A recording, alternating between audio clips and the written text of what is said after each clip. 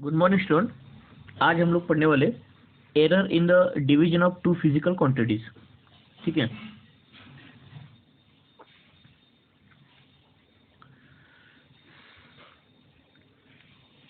तो और मल्टीप्लिकेशन में भी देखेंगे, तो वन बाय वन देखना शुरू करेंगे। देखो, अब पहला क्वेश्चन मैं आपको बता देता हूँ। देखो, एक्सप्लेन एक्सप्लेन फर्स्ट क्वेश्चन हम लोग पढ़ेंगे। अब देखो क्या है फर्स्ट क्वेश्चन। देखो, explain errors in explain errors in product of measured quantity. Explain errors in product of measured quantities.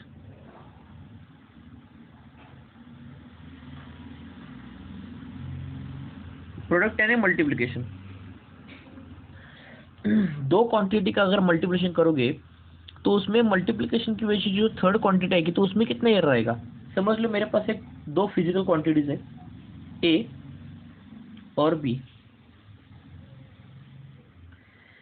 ए की जो मेजर्ड वैल्यू होगी, यानी ए का जो मेजरमेंट करने के बाद ए की जो मेजर्ड वैल्यू होगी, कल मैंने इसके बारे में आपको बताया था, मीन वैल्यू प्लस और minus absolute mean error, mean absolute error. तो ये उस फिजिकल क्वांटिटीज की मीन वैल्यू होती है और वो मेजरमेंट करते हुए जो एरर आया होता है मीन एब्सोल्यूट एरर, तो वो ये होता है। उसी तरीके से बी की मेजर्ड वैल्यू होगी, मैंने कल एक्सप्लेन किया था वीडियो में। जो बी की मेजर्ड वैल्यू होगी वो होगी बी प्लस और minus delta B, B plus और माइनस डेल्टा बी, ये बी की मेजर्ड वैल्यू होगी। तो ए और बी की मेजर्ड वैल्यू हमने यहाँ पे देख लिया। अब देखो, अगर मान के चलो मैंने क्या किया कि ए और बी को मल्टीप्लाई कर रहा हूँ, ए और बी को मल्टीप्लिकेशन कर रहा हूँ।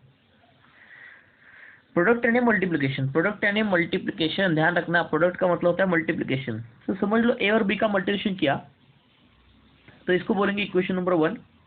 अब इसमें हम लोग मेजर वैल्यू पुट करेंगे। तो ए की मेजर वैल्यू क्या थी, ए प्लस और minus delta A multiply by B plus और minus delta B, B plus और माइनस डेल्टा बी। ठीक है, ए की मेजर वैल्यू मैंने यहाँ पे पुट कर ली और बी की भी मेजर वैल्यू मैंने यहाँ पे पुट कर ली। ठीक है, so I have put the major value of A and I have put the major value of B. तो अब देखो, अब ए को मेजर करते वक्त कुछ एरर आया था, mean absolute error delta A, और बी को मेजर करते वक्त कुछ एरर आया था डेल्टा बी। तो अगर ए और बी को मल्टीप्लाई करेंगे दो फिजिकल क्वांटिटीज का, तो ये एरर भी मल्टीप्लाई हो जाएगा और उसकी वजह से जेड में कुछ एरर आएगा। तो वो जेड का जो एरर होगा, जो जेड का जो एरर होगा वो फिर एक तो जेड में हम लोग ऐड कर सकते हैं या तो सब्ट्रैक्ट कर सकते हैं, करेक्ट। इसके बारे में कल मैं आपको समझाया था। ठीक है, तो हमारा टास्क है to find out the value of delta Z, यानी जो ए और बी को मल्टीप्लाई करने से जो थर्ड क्वांटिटी आती है जेड, उसका मीन वैल्यू जेड होगा और उस जेड में आया हुआ एरर होगा डेल्टा जेड। किसी भी मेजर वैल्यू को रिप्रेजेंट करने का तरीका होता है मीन वैल्यू प्लस और माइनस मीन एब्सोल्यूट एरर। तो उसी तरीके से जेड को एक्सप्रेस कर रहा है। Now our task is to find out the value of the delta Z, our task is to find out the value of delta Z. अब क्या करेंगे, अब ये दोनों ब्रैकेट मल्टीप्लाइड है, इन दोनों को एक दूसरे के साथ मल्टीप्लाई करेंगे। एक फिर ए बी होगा पहले, उसके बाद प्लस और माइनस ए इंटू डेल्टा बी, मल्टीप्लिकेशन करना है दो ब्रैकेट का, ए इंटू डेल्टा बी, ए इंटू डेल्टा बी, फिर प्लस और माइनस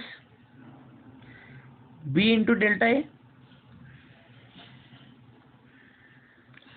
फिर लास्ट में जो हम लोग प्लस और माइनस करेंगे ना, तो उसका मल्टीप्लिकेशन का तरीका देखो कैसा होता है, सिंपल होता है। देखो, जब आप लास्ट में डेल्टा ए से, यानी ये डेल्टा ए से डेल्टा बी को मल्टीप्लाई करोगे ना, तो प्लस और माइनस मल्टीप्लाई बाय प्लस और माइनस ही होता है। तो डेल्टा ए और डेल्टा बी आएगा, करेक्ट। मल्टीप्लिकेशन लास्ट का आएगा डेल्टा ए और डेल्टा बी। थोड़ा सा इसको सीधा लिख लेता हूँ, दो ब्रैकेट का मल्टीप्लिकेशन करना है सिर्फ आपको, दूसरा कुछ नहीं करना है। Delta A delta B, correct. दो ब्रैकेट का हमने यहाँ पे मल्टीप्लिकेशन कर लिया। ओके, नाउ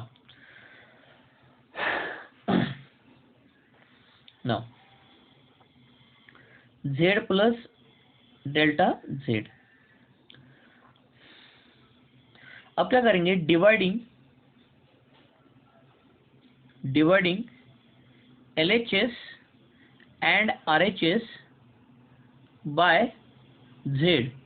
Z से RHS और LHS को डिवाइड करेंगे, क्योंकि Z से डिवाइड करेंगे तो यहाँ पे Z बाय Z 1 होगा, तो हमको डेल्टा Z निकालने में आसानी होगी ना फिर।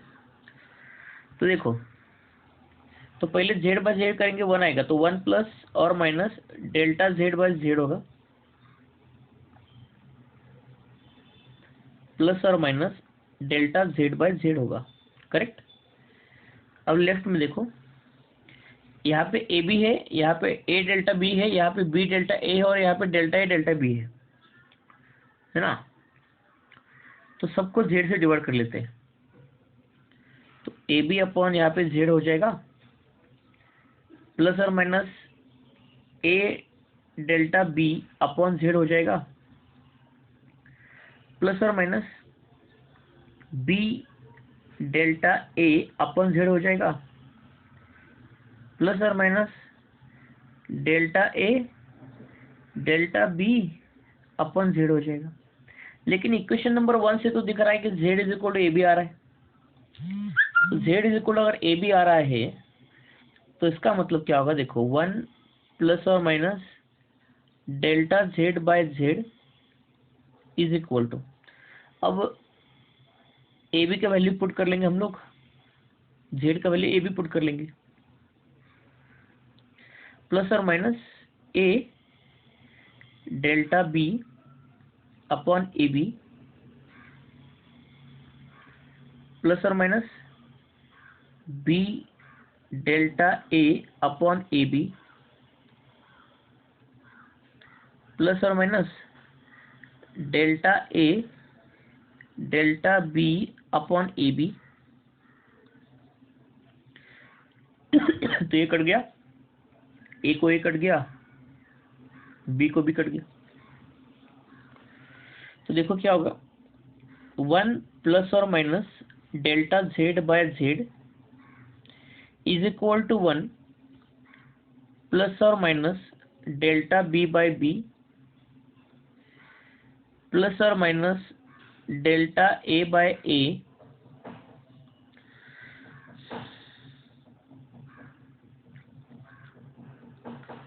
और उसके बाद लास्ट का जो टर्म है प्लस और minus delta a by a और डेल्टा b बाय b करेंगे, correct, delta b by b करेंगे। अब यहाँ से देखोगे तो आप 1 को 1 कट जाएगा, राइट में 1 है, लेफ्ट में भी 1 है, 1 को 1 कट गया, और ये जो लास्ट का वैल्यू है ना, इसको हम लोग निगलेक्ट कर सकते हैं, ये लास्ट का value. Why we are going to neglect, I will tell you. देखो, इसको निगलेक्ट कर सकते हैं, तो बचेगा सिर्फ यही पार्ट सिर्फ बचेगा, ठीक है, यही पार्ट सिर्फ बचेगा। इसको निगलेक्ट कर दो लास्ट को, और ये 1 को 1 कट कर दो। निगलेक्ट क्यों कर रहा हूँ मैं आपको समझाते, देखो आप, why I am neglecting it, है ना। तो यहाँ पे आएगा, तो प्लस और minus delta z by z is equal to, अब थोड़ा सा सीधा करके लिख लेता हूँ, पहले a और उसके बाद में b,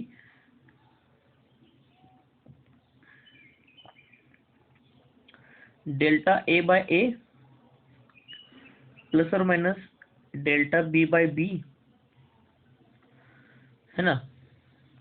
और यहाँ पे लिखेंगे since delta a by a multiply by delta b by b is very small, that's why we can neglect it, we can neglect it,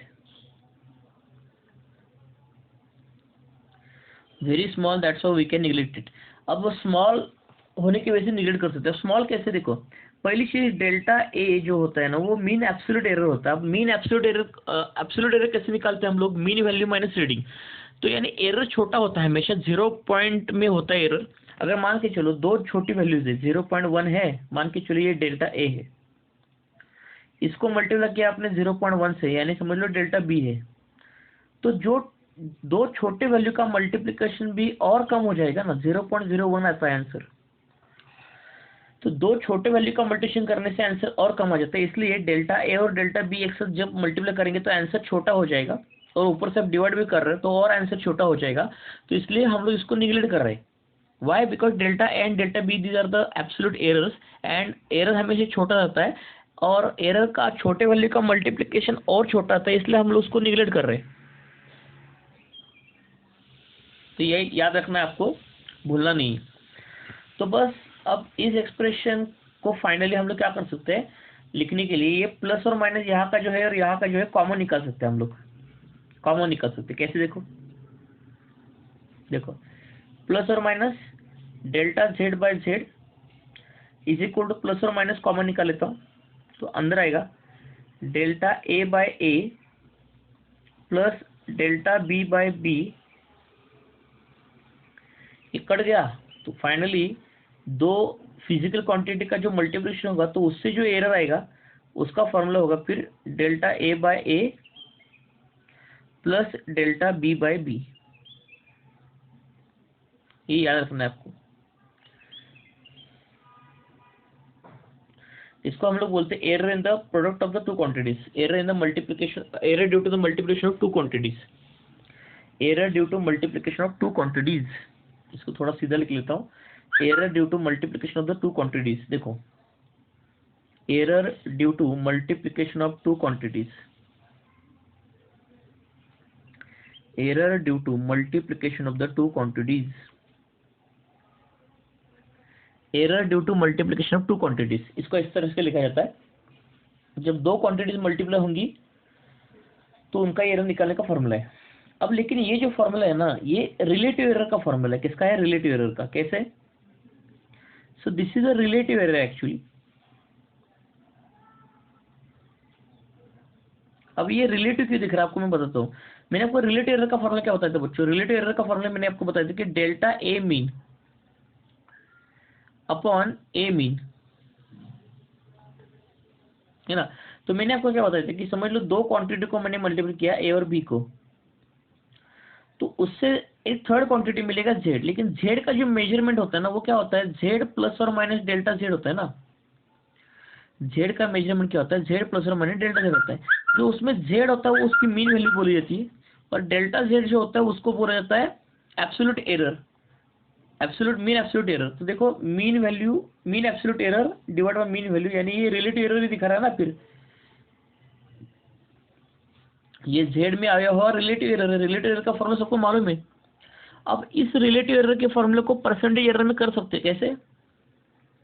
देखो, तो उसको हम लोग बोलेंगे percentage error, percentage error, percentage error due to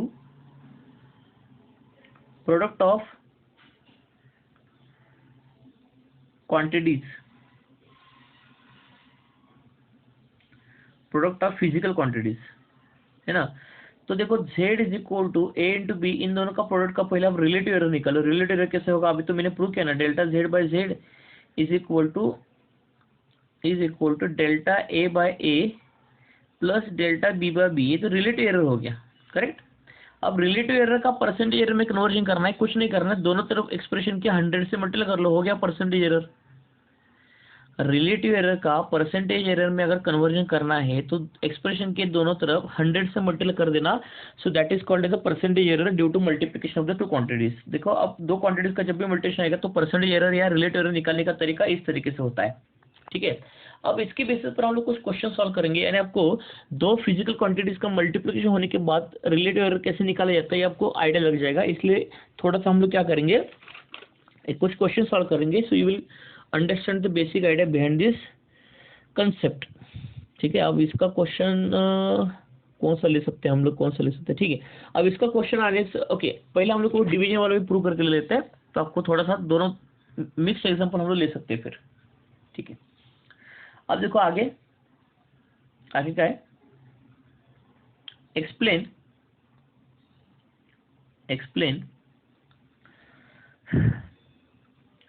error due to division of the quantities, error due to division of physical quantities, error due to division of physical quantities, error due to division of physical quantities. अगर physical quantities को divide करके करेंगे तो error क्या होगा तो देखेंगे। तो चलो स्टार्ट हमारा वही से होगा। तो स्टार्ट हमारा यहाँ से होगा कि z is equal to a by B लिखेंगे। दो फिजिकल क्वांटिटी का डिवीजन कर रहे हैं हम लोग, इसको बोलेंगे इक्वेशन नंबर 1। ठीक है, अब इसमें हम लोग क्या करेंगे, a b और z की मेजर वैल्यू पुट करेंगे। तो a की मेजरमेंट से आई हुई वैल्यू क्या होगी, mean value of a plus और minus absolute mean absolute error of the a divide by mean value of b plus और minus mean absolute error in the b, mean value of z plus और minus mean absolute error of the z। अब हमको हमारा task ये z delta z का value निकालना है। तो बस यहाँ से स्टार्ट करेंगे हम लोग, यहाँ से स्टार्ट करेंगे। अब स्टार्ट करने से पहले मैं आपको स्टेप समझाता हूँ। अब आपको करना क्या है कि ऊपर से a को कॉमन निकालो और नीचे से b को कॉमन निकालो, क्योंकि हमको फिर से वापस a by B is equal to Z को पुट करना होता है ना, इसलिए ऊपर से a को कॉमन निकालो, नीचे से z को कॉमन निकालो। तो कैसे निकालोगे देखो, क्योंकि ऐसे मैं क्यों कर रहा हूँ, क्योंकि यहाँ से जब आप देखो सिंपल से बात है, यहाँ इस एक्सप्रेशन से जब आप a को कॉमन निकालोगे और इससे आप b को कॉमन निकालोगे तो रेशियो मिल जाएगा a बाय बी। तो वो a बाय बी को हम लोग z पुट करके इस z को हटा सकते हैं। तो we can now find out the value of delta z। ये तरीका होता है किसी भी एरर की कैलकुलेशन को करने का। ठीक है, तो देखो z प्लस और minus delta z is equal to, आप ऊपर से a को कॉमन निकालो, तो a को कॉमन निकालने से अंदर क्या बचेगा, 1 प्लस और minus delta a by a रहेगा। करेक्ट, नीचे से b को कॉमन निकालो तो 1 प्लस और minus delta b by b हो जाएगा। करेक्ट है। अब जैसे मैंने यहाँ से a और b कॉमन निकाला, तो इस यहाँ से आप z को कॉमन निकालो। तो z कैसे कॉमन निकलेगा, z अंदर बचेगा यहाँ पे 1 प्लस और minus delta z by z आएगा। और ये a बाय बी जो है ये z का ही वैल्यू है ना, तो इसको z लिखेंगे मल्टीप्लाई बाय 1 प्लस और minus delta a by a, नीचे होगा 1 प्लस और minus delta b by b, delta b by b है ना। दोनों तरफ से z को हम लोग कैंसिल करेंगे, और दोनों तरफ से z को कैंसिल करने के बाद अब यहाँ पे थोड़ा सा एक एक्सपेंशन हमको यूज करना पड़ता है, उसको बोलते हैं बायनोमियल एक्सपेंशन। वो मैथमेटिक्स का कंसेप्ट है, इतना ज़्यादा कोई डिफिकल्ट वाला टास्क नहीं है। I will tell you how to use that binomial concept. इस एक्सप्रेशन में बायनोमियल कंसेप्ट को कैसे यूज करना है हम लोग देख लेंगे। देखो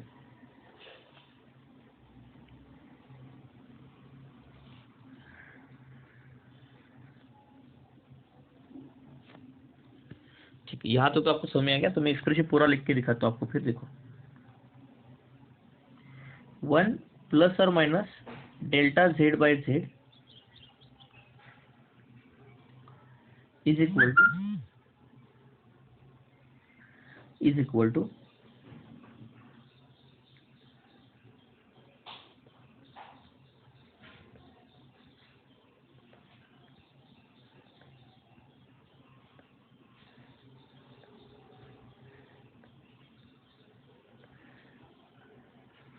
1 प्लस और minus delta a by a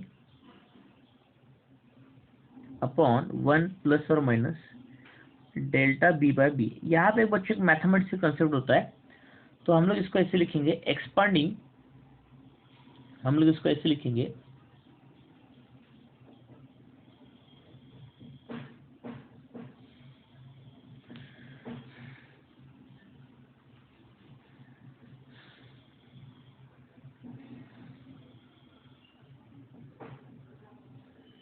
expanding by using a binomial theorem, expanding by using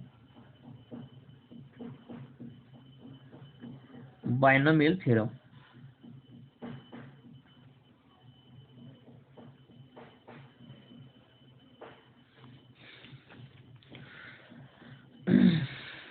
expanding by using a binomial theorem. ठीक है, अब बाइनोमियल थ्योरम आपको समझो, देखो समझ लो एक एक्सप्रेशन कोई तो मेरे पास है ऐसा 1+x है, कोई भी ले लो आप, कोई इशू नहीं उसमें।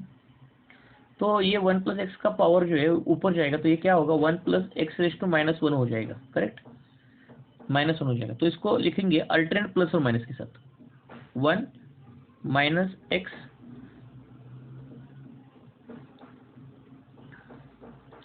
प्लस x² - x³, इस तरीके से लिखा जाता है। और यहाँ पे x के पावर एक्चुअली में बढ़ते जाते हैं, x के पावर में एक्चुअली यहाँ पे बढ़ते जा रहे हैं। देखो कैसे, 1 × x⁻0, यहाँ पे x के पावर बढ़ते जा रहे हैं, पहले x⁻0, x⁻1, x⁻2, x⁻3, ठीक है, ऐसे बढ़ते जा रहे हैं। और x के जो कोएफिशिएंट्स है ना वो पास्कल ट्रायंगल से निकलते हैं। अब पास्कल ट्रायंगल क्या होता है देखो, अब पास्कल ट्रायंगल क्या होता है देखो, पास्कल ट्रायंगल क्या होता है देखो, उसको ऐसे लिखते हैं ना हम लोग, 1 1 to 1 1 3 3 1, यानी हम लोग क्या कर रहे हैं, एडिशन कर रहे हैं ना 1, फिर उसके बाद 1 + 1 2, यानी ऐसे करते करते एक्चुअली उसको ऐसे लिखेंगे हम लोग नॉर्मली, ऐसे 1 और 1 लिखेंगे, फिर उसके बाद 1 2 1, ये ऐसे बढ़ते जाएगा ना, फिर ये 1 3 3 1 ऐसे हो जाएगा ना, है ना। तो ये जो कोएफिशिएंट बीच के है ना, ये बाइनोमियल कोएफिशिएंट होते हैं ऐसे। तो देखो यहाँ पे अगर 1 आ गया तो यहाँ पे आप 2 डालो बाद में, है ना।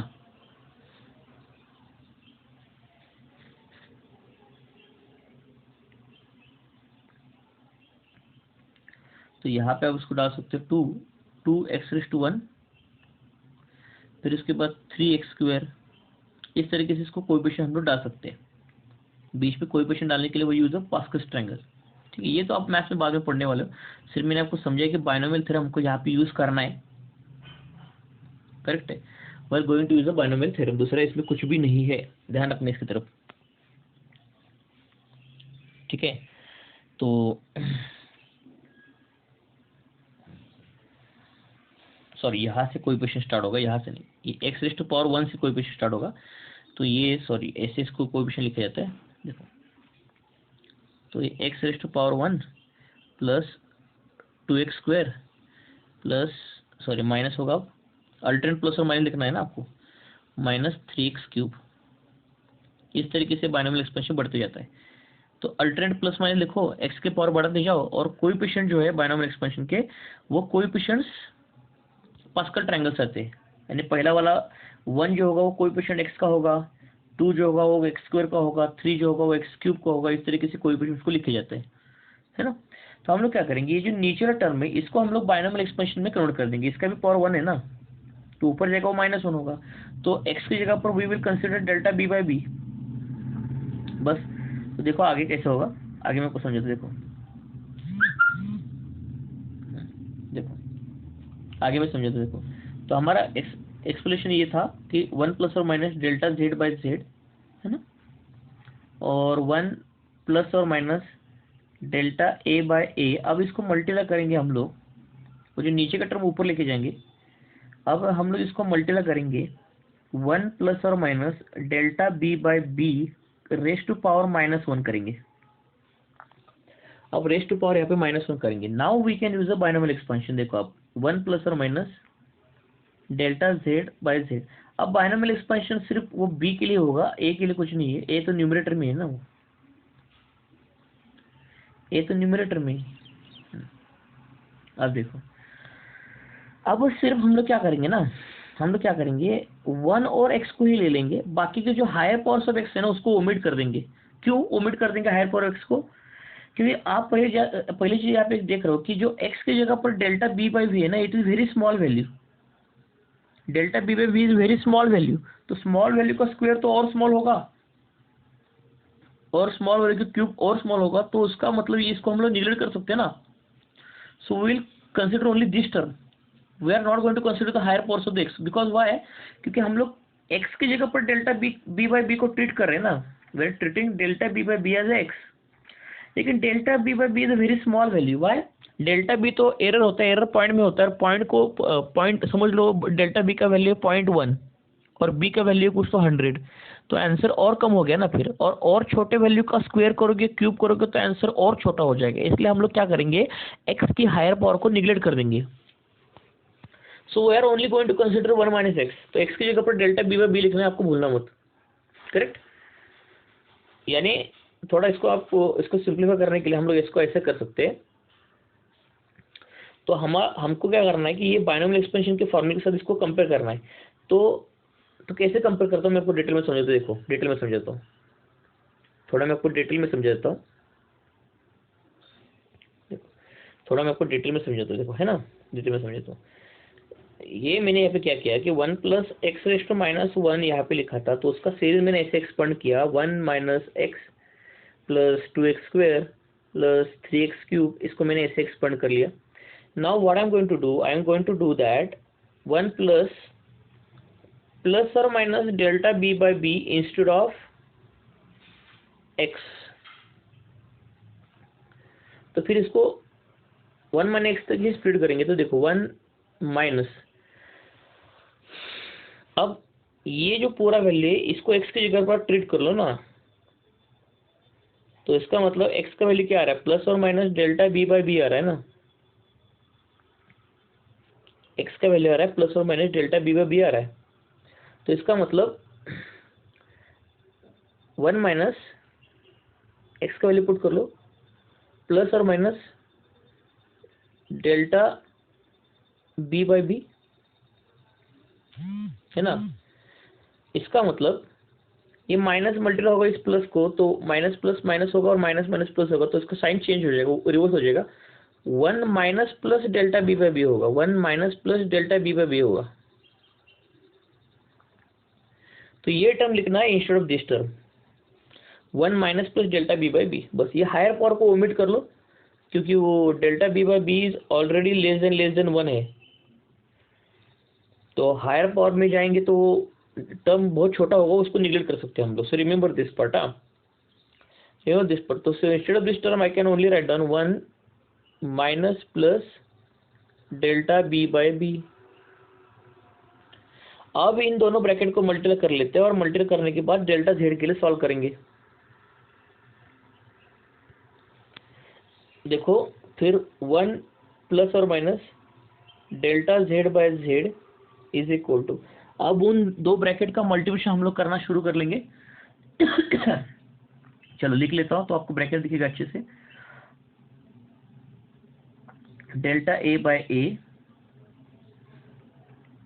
और 1 minus plus delta B by B. ठीक है.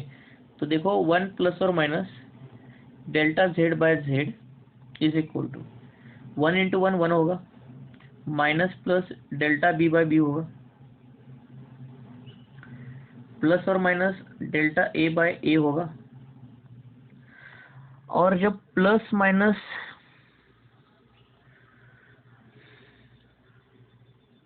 जब मल्टीपल होगा माइनस प्लस करें तो प्लस माइनस ही रहेगा ना. फिर उसमें क्या होगा, डेल्टा ए बाय ए रहेगा और डेल्टा बी बाय बी रहेगा. फिर से हम लोग क्या कर सकते हैं, ये जो लास्ट का टर्म है इसको हम लोग ओमिट कर सकते हैं. कौन सा, ये वाला निगलेक्ट, क्योंकि it is very small value. और ये 1 और 1 कट गया.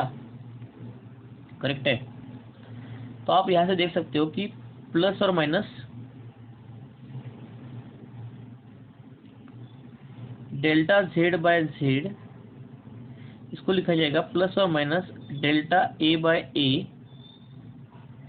Minus plus delta B by B. तो यहाँ पे डेल्टा जेड बाय जेड की 4 वैल्यूज पॉसिबल है. और गलती से भी ये डेल्टा प्लस और माइनस और ये माइनस प्लस कॉमन नहीं निकाल सकते आप लोग, क्योंकि वो रिवर्स साइन है ना. वो कॉमन कैसे निकलोगे आप, रिवर्स साइन है ना, प्लस और माइनस प्लस. यानी क्या बोल रहे हैं, यहाँ पे प्लस होगा तो यहाँ पे माइनस होना चाहिए, और यहाँ पे माइनस होगा तो यहाँ पे प्लस. तो ये कॉमन नहीं निकाल सकते आप. तो यहाँ पे डेल्टा जेड की डिवीजन में 4 वैल्यूज पॉसिबल है. कौन सी, एक बार प्लस माइनस, दूसरा माइनस प्लस, तीसरा प्लस प्लस, चौथा माइनस माइनस। ठीक है, तो डिवीजन में एरर बच्चों इस तरीके से दिखाया जाता है। और बीच में मैंने वो जो टर्म ऊपर लिख के सॉल्व किया ना, कौन सा टर्म, ये वाला टर्म ऊपर लिख के उसको सॉल्व किया मैंने। असल में प्लस और माइनस एक्स का मैंने मान लिया था, तो ये बाइनोमियल एक्सपेंशन करके मैथ्स में कंसेप्ट होता है, उसका मैंने यूज किया था, दूसरा कुछ नहीं किया है।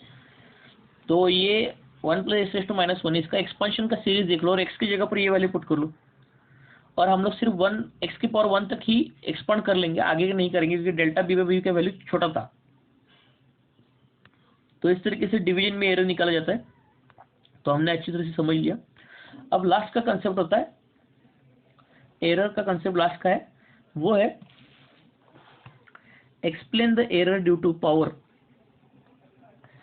Explain error due to power और इंडाइसिस, पावर और इंडाइसिस, इंडेक्स, पावर और इंडेक्स। ठीक है, अब देखो, अब मान लो कोई फिजिकल क्वांटिटी है जिसको आपने ए क्यूब लिखा है। ए क्यूब का मतलब क्या होता है, ए को 3 बार गुना करना ना। तो अब इसको अलग से सॉल्व करने की जरूरत नहीं है। अगर किसी भी फिजिकल क्वांटिटी को 3 बार आपने अगर मल्टीप्लाई किया तो उसके से जो आंसर आता है जेड, तो उस जेड में कितना एरर होगा वो निकालने का सबसे आसान तरीका था। मैंने अभी एक आपको ट्रिक समझा था कि अगर मान के चलो अगर दो क्वांटिटी का मल्टीप्लीकेशन है ए और बी का, तो एरर इन द जेड कैसे निकालते हैं, delta Z by Z is equal to delta A by A plus delta B by B. ये रिलेटिव एरर हो गया, और इनको सबको 100 से मल्टीप्लाई किया तो आप परसेंट एरर में लिखा सकते हो। तो यही कंसेप्ट यूज करके इस एग्जांपल को भी सॉल्व करेंगे हम लोग। तो कुछ नहीं करना है, अब ए का क्यूब है, ए को पावर आ गया 3, तो ए का 3 बार मल्टीप्लिकेशन हो रहा है। इसका मतलब आप डायरेक्टली इसको जेड से लिखो, delta Z by Z is equal to delta A by A plus delta A by A plus delta A by A. इसका मतलब 3 times of delta A by A. यानी जब भी पावर आएगा ना, पावर का फिजिकल क्वांटिटी को अगर पावर दिया होगा तो काम करो, सिंपली काम करो, ट्री देखो, पावर आगे ले लो और उसका रिलेटिव एरर लिखो, मिल जाएगा एरर इन द जेड। बस इतना सा तरीका है पावर के सॉल्व करने का, है ना। यानी यानी किसी भी अगर क्वांटिटी का पावर अगर n होगा, फिजिकल क्वांटिटी पावर n होगा, तो जेड में जो रिलेटिव एरर आएगा तो वो डायरेक्टली क्या करो, पावर को आगे ले लो n और लिखो a का relative error delta A bye. ठीक है, इस तरीके से आप इसको कर सकते हो।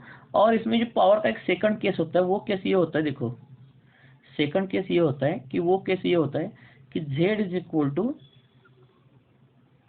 a raise to p, a raise to p, b raise to q और c रेस टू r। और एक इंटरेस्टिंग चीज नोट डाउन करने वाली ऐसी है कि डिवीजन, दो फिजिकल क्वांटिटी का जो डिवीजन होगा उसका जो एरर होगा और मल्टीप्लिकेशन का सेम ही आता है ना, delta A by A plus delta B by B, इस तरीके से होता है मैक्सिमम एरर। तो अगर थर्ड केस देखेंगे तो थर्ड केस में देखो, यहाँ पे 3 क्वांटिटी का डिवीजन भी है, मल्टीप्लिकेशन भी, उनको पावर भी।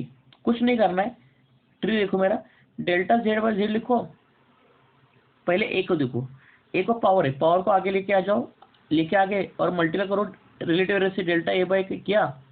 अब प्लस करो, क्यों प्लस करना है, क्योंकि वो ए बी के साथ मल्टीप्लाई है और सी के साथ डिवाइड है, इसलिए बीच में प्लस कर लो।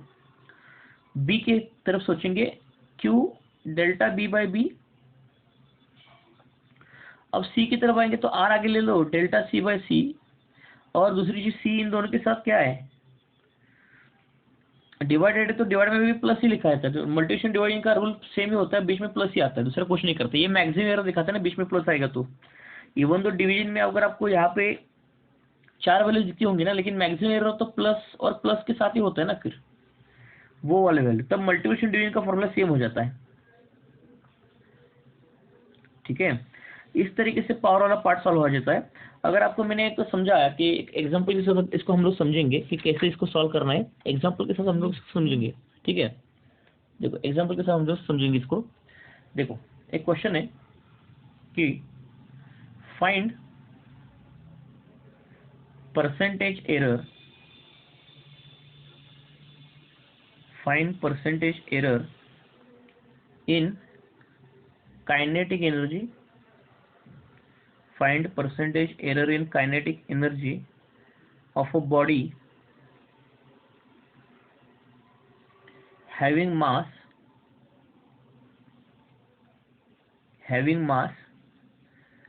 60 having mass 60 plus or minus 0.3 gram, moving with a velocity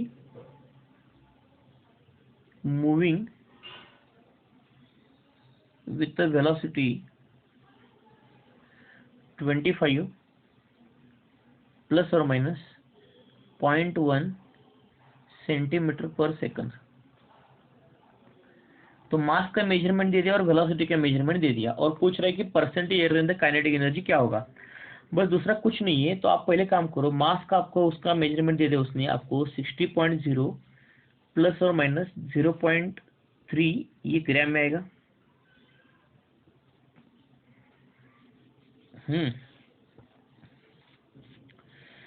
ठीक है। और वेलोसिटी को उसने आपको दे दिया 25.0 प्लस और माइनस 0.1 सेंटीमीटर पर सेकंड।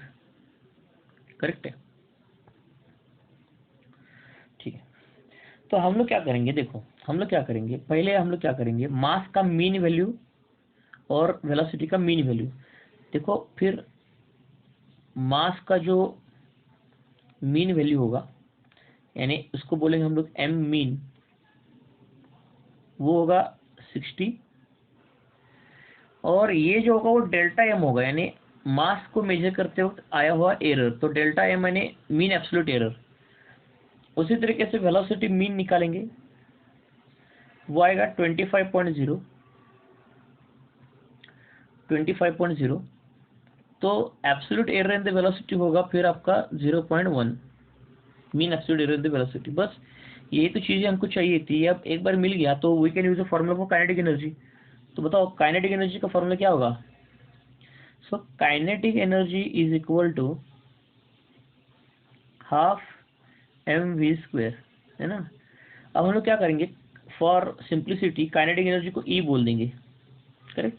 अब हमको क्या करना है कि मास को मेजर करते वक्त एरर आ गया, वेलोसिटी को मेजर करते हुए एरर आ गया, तो उसके लिए उसकी वजह से काइनेटिक एनर्जी में एरर होगा। तो काइनेटिक एनर्जी का एरर क्या होगा, डेल्टा ई बाय ई। तो ई क्या होता है, उस काइनेटिक एनर्जी का मीन वैल्यू होता है, मीन वैल्यू रीडिंग्स का, और ये डेल्टा ई क्या होता है, उस काइनेटिक एनर्जी में आया हुआ मीन एब्सोल्यूट एरर। तो इसके बारे में आपको ऑलरेडी पढ़ाया था ना। तो इसका मतलब हमने ये डेल्टा ई बाई ई जो लिखा है काइनेटिक एनर्जी का रिलेटिव एरर है, लेकिन वो पूछ रहा है परसेंटेज एरर। तो अगर वो पूछ रहा है परसेंटेज एरर तो डेल्टा ई बाई ई को आप 100 से मल्टीप्लाई कर लो। ठीक है। एरर के पार्ट में इस कांस्टेंट का कोई लेना देना नहीं होता, इसको हटा दो, कांस्टेंट को हटा दो, बाहर निकाल दो, उसको रखने की जरूरत नहीं है। You have to remove this constant, remove, इसका कोई यूज ही नहीं है अपने को। Remove this constant, you remove this constant. अब सोचते हैं मास के बारे में। अब देखो मास और वेलोसिटी में मल्टीप्लिकेशन है, तो मल्टीप्लिकेशन में एरर कैसे निकालते हैं हम लोग, delta M by M mean, delta M by M mean. अब बीच में प्लस करेंगे, अब ये पावर आ गया 2, ये 2 आगे ले लो, तो आगे ले दिया और मल्टीप्लाई करो रिलेटिव एरर से, डेल्टा वी बाई वी, और वी मीन होगा यहाँ पे। बस और इन दोनों को भी 100 से मल्टीप्लाई कर लो, क्योंकि दोनों तरफ 100 से मल्टीप्लाई हो रहा है ना।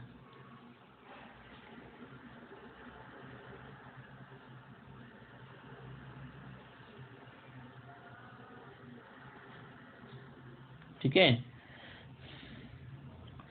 तो डेल्टा एम का वैल्यू तो हमने निकाला था अभी, कितना था, 0.3, 60, 0.1 और 25। 0.3, 60, 0.1, 2 इंटू, सॉरी ये 2 इंटू दिख रहा है ना, ये पावर आगे लेना पड़ेगा, 2 इंटू 0.1 अपॉन 25 इंटू 100 करेंगे तो finally error in the kinetic energy calculation के बाद निकल के आएगा। तो finally error in the calculation बाद में निकल के आएगा delta E by E into 100, वो आएगा 1.3% का। 1.3% का एरर निकल के आएगा, है ना। 1.3% का एरर निकल के आएगा।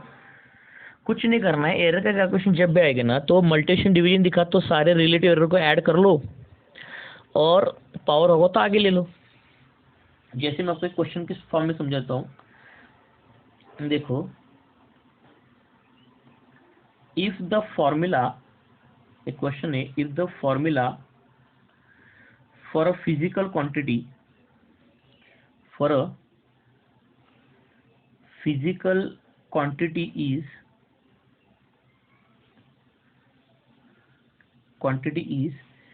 x is equal to a raised to 4 b raised to cube c raised to 1/3 और d raised to 1/2 है ना। and if percentage error in the measurements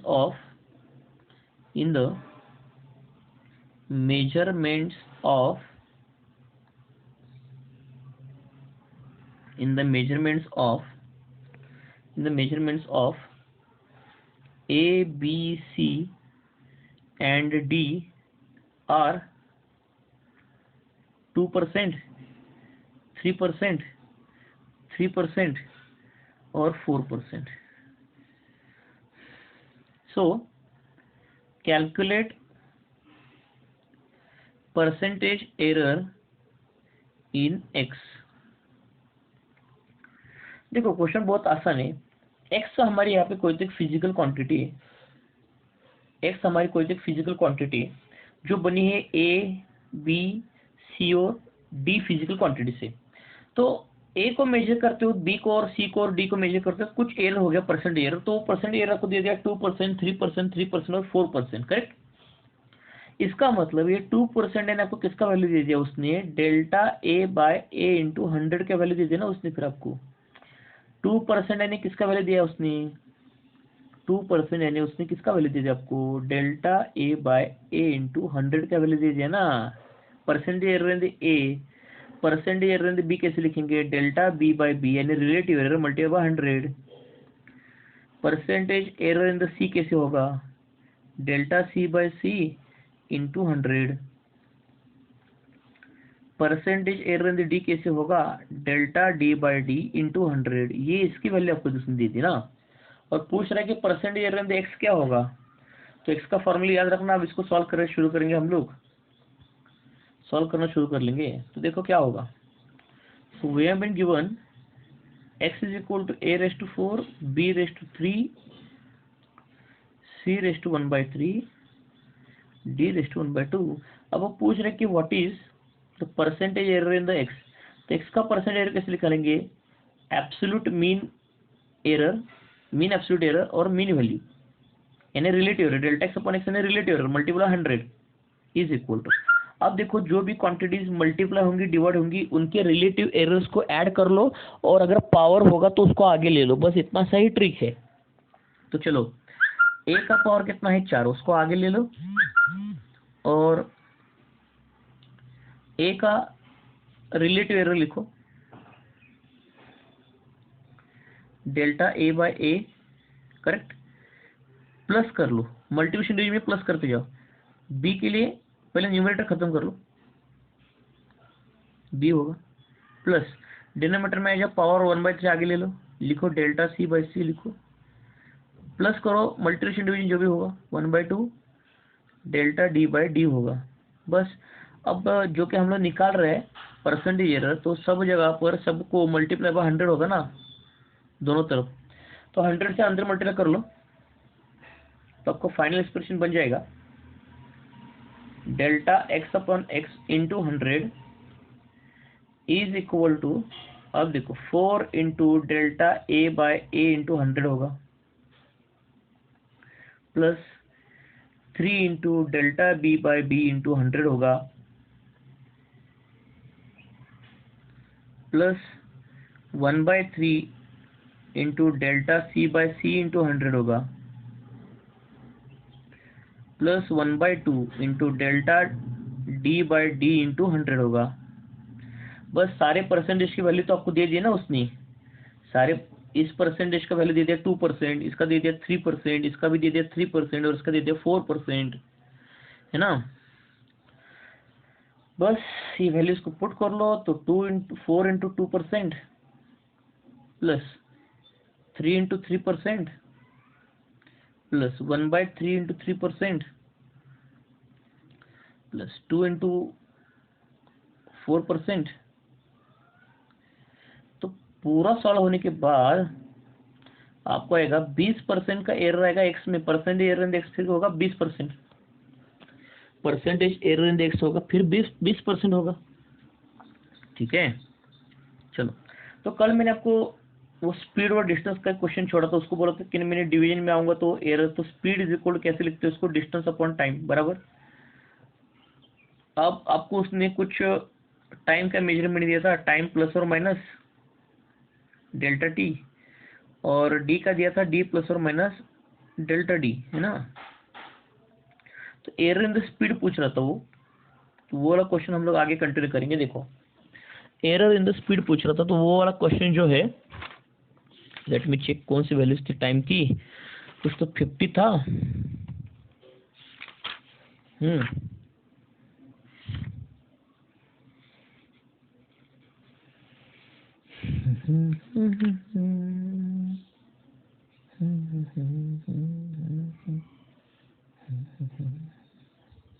मिल गया।